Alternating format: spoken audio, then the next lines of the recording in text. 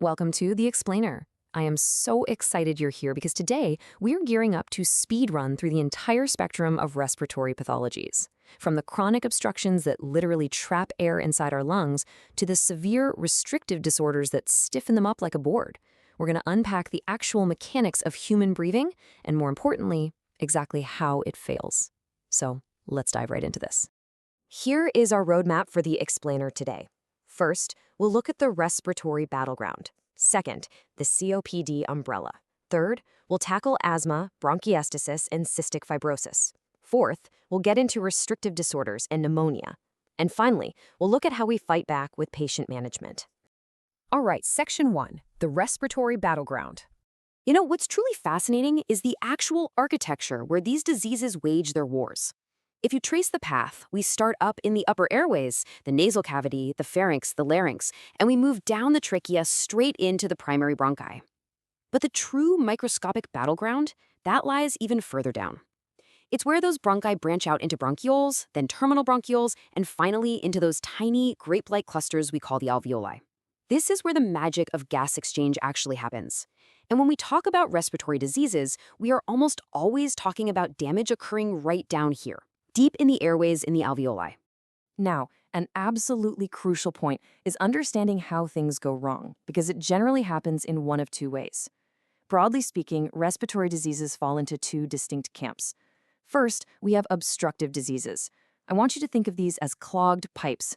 There's a serious resistance to airflow, which is usually due to inflammation, bronchospasm, or irreversible scarring in the airways. The lungs literally lose their elastic recoil, so air gets trapped inside. On the flip side, we have restrictive disorders. Think of these more like stiff balloons. The core issue here is reduced lung compliance. That just means the lungs physically cannot expand properly, leading to a massive loss of lung volume. Section 2, the COPD umbrella. Okay, chronic obstructive pulmonary disease, or COPD. This is an incredibly prominent condition, and it's notoriously complex because it isn't actually just one single disease. It acts as an umbrella term. It covers patients suffering from a mix of chronic bronchitis, emphysema, and sometimes even refractory asthma, which is just asthma that simply doesn't respond to standard treatments anymore.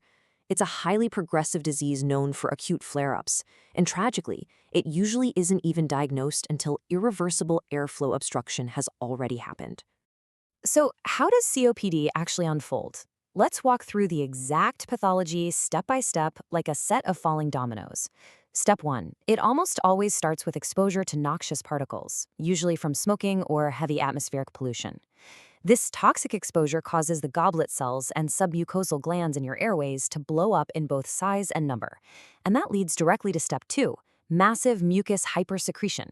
All that extra mucus coats the airway walls, and leading into Step 3, it completely clogs the bronchioles.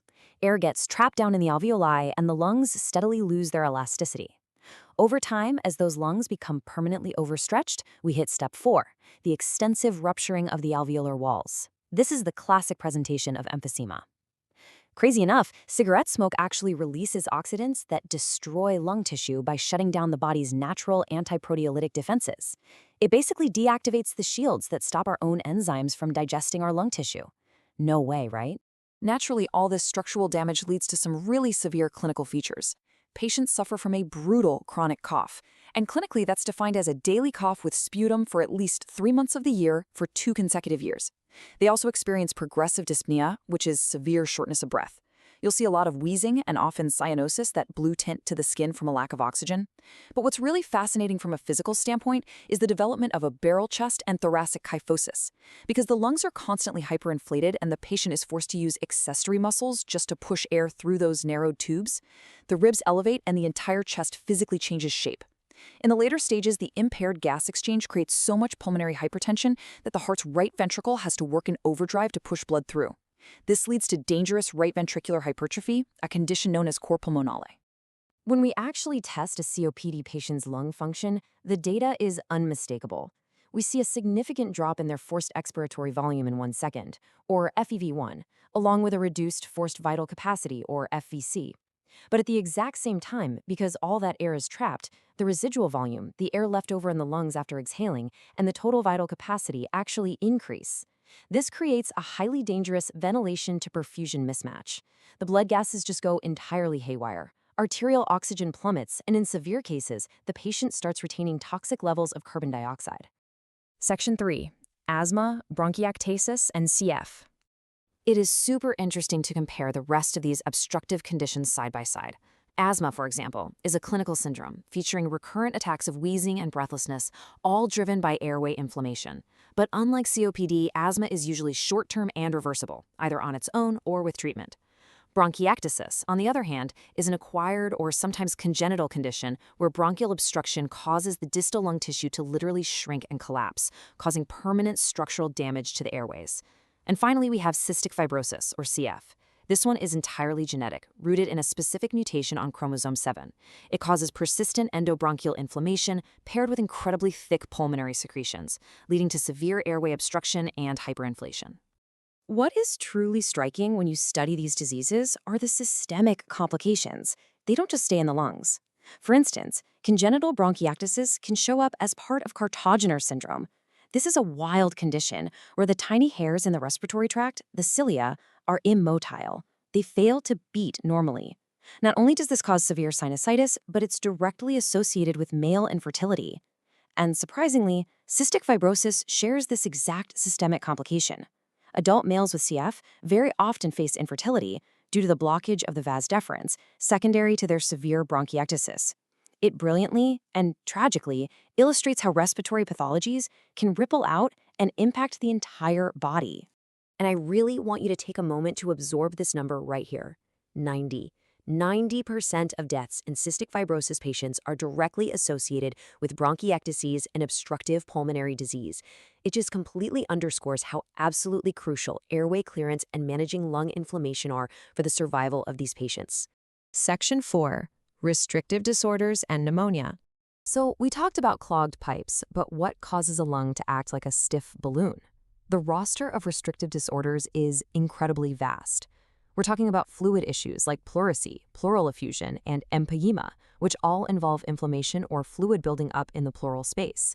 Then there are physical collapses like a pneumothorax. We also have to consider lung abscesses, pulmonary tuberculosis, bronchial and lung tumors, acute respiratory distress syndrome, or ARDS, and even respiratory failure secondary to neuromuscular diseases. All of these wildly distinct conditions share one tragic outcome. They drastically reduce lung compliance and strip the patient of vital lung volume.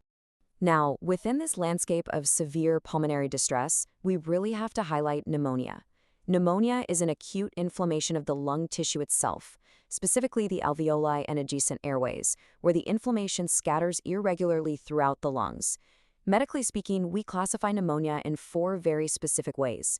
First, by its anatomical distribution. Second, by its microbiological cause. Is it a virus, bacteria, or fungus? Third, by where it was acquired, like out in the community versus inside a hospital. And fourth, by the patient's immune status, for example, if they are immunocompromised by AIDS.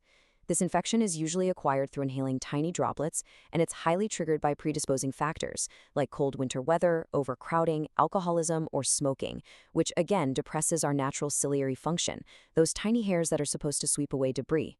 Let's rapidly break down how specific pathogens target entirely different demographics. Streptococcus pneumoniae is the most prevalent community-acquired pneumonia, and that one hits all ages. Mycoplasma, though, specifically targets adolescents and young adults. The respiratory syncytial virus, or RSV, is a massive cause of morbidity in children under 2. Meanwhile, Haemophilus influenzae commonly preys on the elderly and those who already have pre-existing COPD.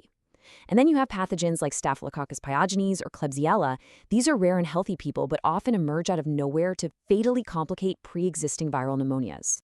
Section 5. Fighting back. Patient management. So how do we fight back?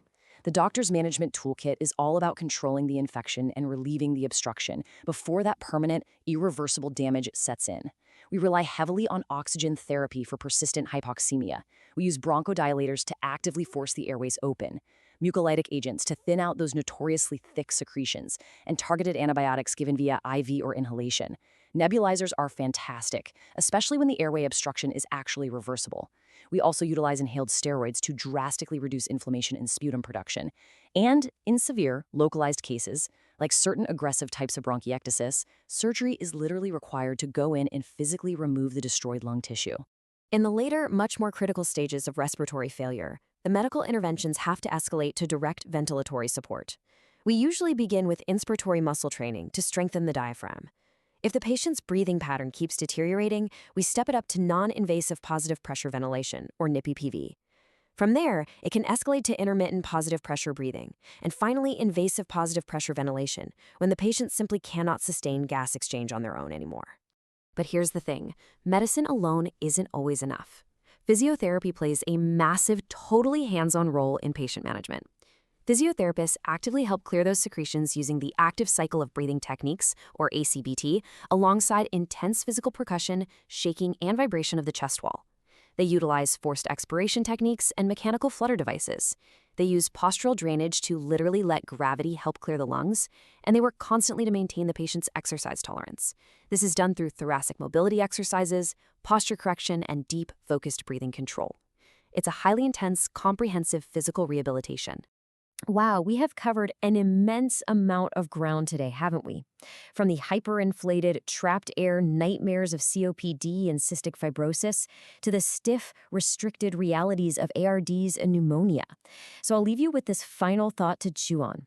With such an incredibly diverse map of pathologies all occurring on the exact same microscopic battleground, how will this knowledge change the way you approach respiratory health, diagnosis, and rehabilitation out in the real world? Thank you so much for exploring this explainer with me today, and keep learning.